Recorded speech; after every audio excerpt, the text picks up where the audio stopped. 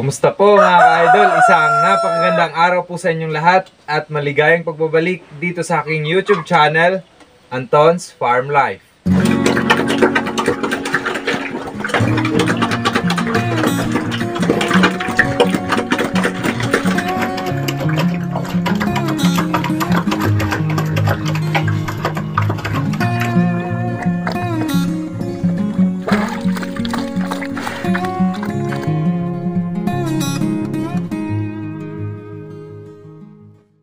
So for today's video po mga ka-idol ay ayan, i-update ko po kayo dito sa aking DIY na shredder machine. Kung kumusta na ba siya after 1 year na po ata ito mula po nung ginawa po natin. So ayan, kung papansin nyo po, ayan, nag-uumpisa na po yung kalawang. So kinakain na po yung pintura. So ito po mga ka-idol ay 100% pa po ito na gumagana. So nagagamit ko pa to siya araw-araw. Dahil ito po yung right hand. So dahil dito sa ating DIY na shredder machine ay napapabilis niya po yung ating mga gawain. And then malaki po yung oras na nasisave ko dahil dito. So ngayon buksan natin at tingnan natin sa loob kung ano ba yung itsura. So ganun pa rin po ito mga ka-idol.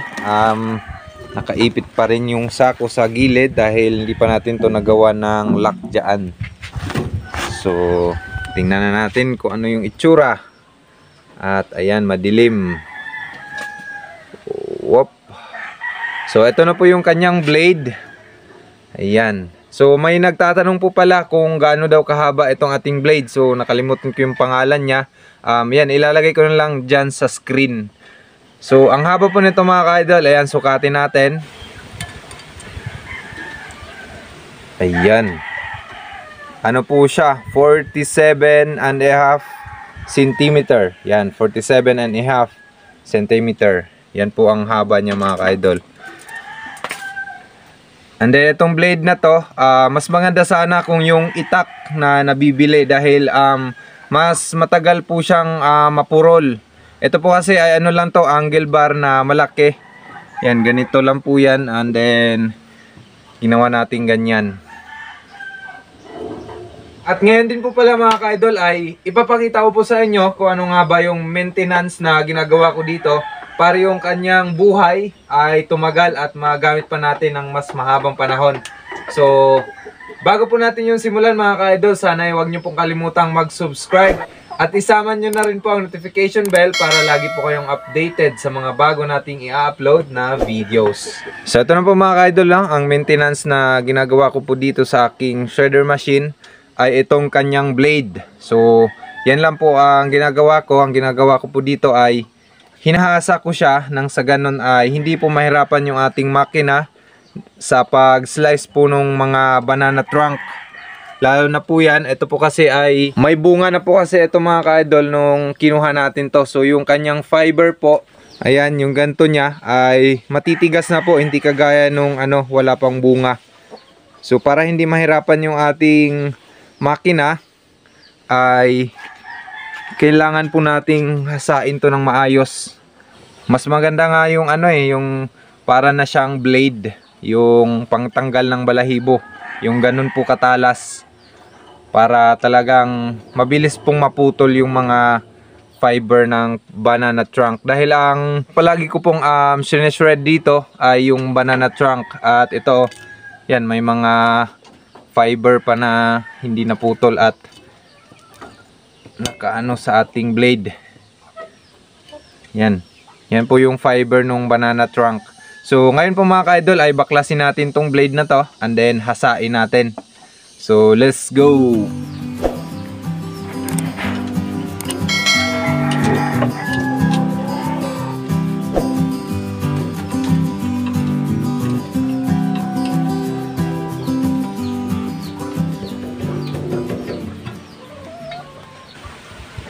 So ito na po siya mga ka-idol. Ayan, talagang mapurol na itong kabila.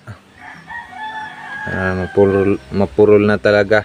So ang palatandaan ko po pag mapurol na ay yan, yung fiber po ay nandito na sa ating blade. Nakadikit na yan, no.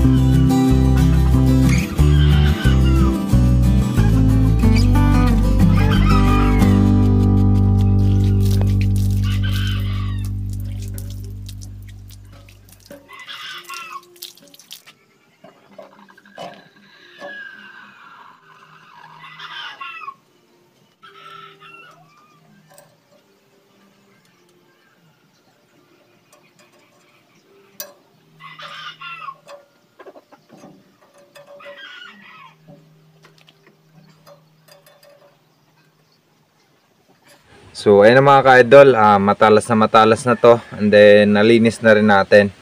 Wala na siyang gaanong kalawang. Ito yung before, so, ayan, ito, and then ito yung after. So ito mga ka-idol, dapat talaga ito ay napakahigpit dahil pag lumuwag yan ay yari. So kailangan from time to time ay chine-check natin to. Kailangan mahigpit na mahigpit yan. So ngayon mag shredder na tayo at mamaya ay magpapakain tayo ng ating mga alagang hayop. Let's go!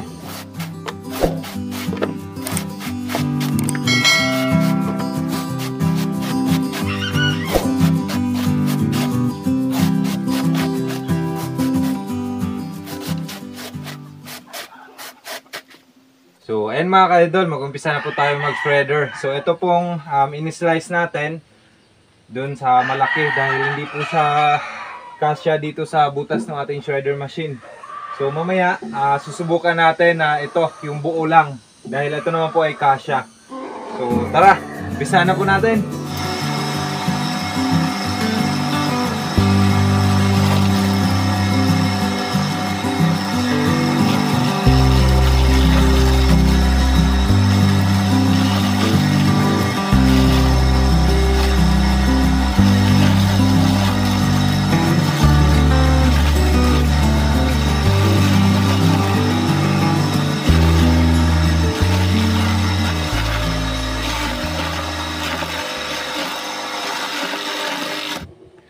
So yan mga ka-idol, ganun lang po kabilis. So gumamit na po pala tayo ng ganto, pang tulak. Dahil nung nakaraan po ay nasugatan tayo. Dahil inabot natin yung ito, yung sa gilid. Marami po kasi yan dyan pag maramihan po yung shredder ko. Inabot ko ng ganon, and then yun, buti na lang hindi na putol. So konting sugat lang, kaya yan, kailangan meron na talagang ganito. At kung magtataka kayo mga ka-idol kung bakit wala pong lumalabas dyan, bali yan, kanina sinasadya ko talaga na matakpan yan dyan para talagang pinong-pino po siya. So hindi naman po yan titirik dahil mamaya pag puno po yung sa loob ay unti-unti po yung lumalabas dito. So ngayon naman, eto, shredder natin yan. Papakita ko sa inyo na lalabas talaga yan dyan. So let's go!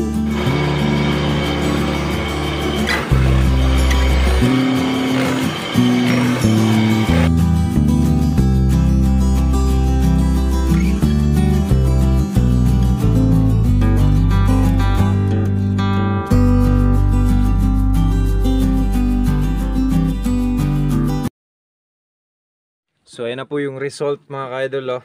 Talagang pinong-pino po. So yan, kaya ganyan po maliit po yung butas niya. Dahil para nga po itong blender yung kinalabasan po nitong aking shredder machine. So ayan na po yung tabasan mga ka-idol, yan, no. Hindi kagaya po nung mga nakaraan, ito po yung result. Yung fiber na yan ay hindi po napuputol at nahihirapan po yung aking machine. So ito yung mga 2 weeks na ata to. Ganyan po. So yan, bagong hasa. Talagang ang ganda ng pagkaka-slice. At mas matigas po ito dahil may bunga na tong banana trunk na to compare dito. So yan, buksan na po natin at tingnan natin yung loob kung anong itsura. Yan. Yan po yung itsura niya mga ka-idol. Yan, talagang pinong-pino. And then wala pong dumidikit dito na fiber, yung mahaba. Yan, nagiging pino po siya. So ayan na. So ngayon naman po ay tara, samahan niyo po akong magpakain sa ating mga alagang hayop. So let's go.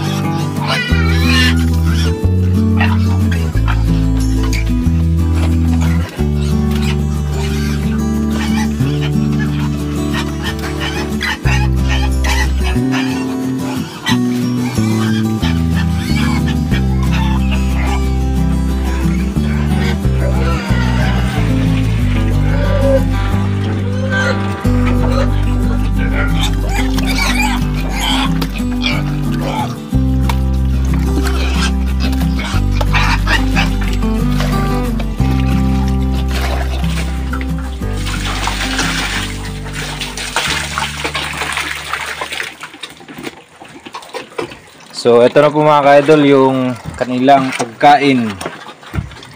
So, ayan, talagang pinong-pino po yan. So, pinaghalong banana trunk, darak, tsaka grower feeds. So, ayan. Gusto po nila yan. At dito naman tayo sa ating dalawang malapit ng mga anak na inahin. So, ito po si Bite Queen. Yan, mga anak na siya ngayong March 29. So, next Friday po yan mga ka-idol.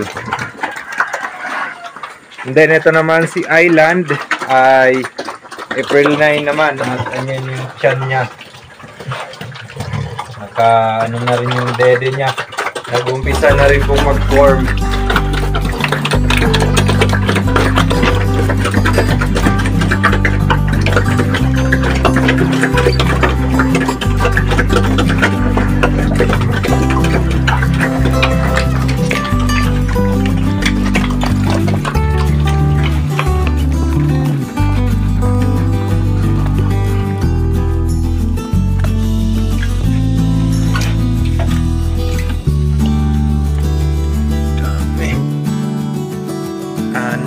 Lahat ng itlog. Lagyan natin ng pamparami ng gatats.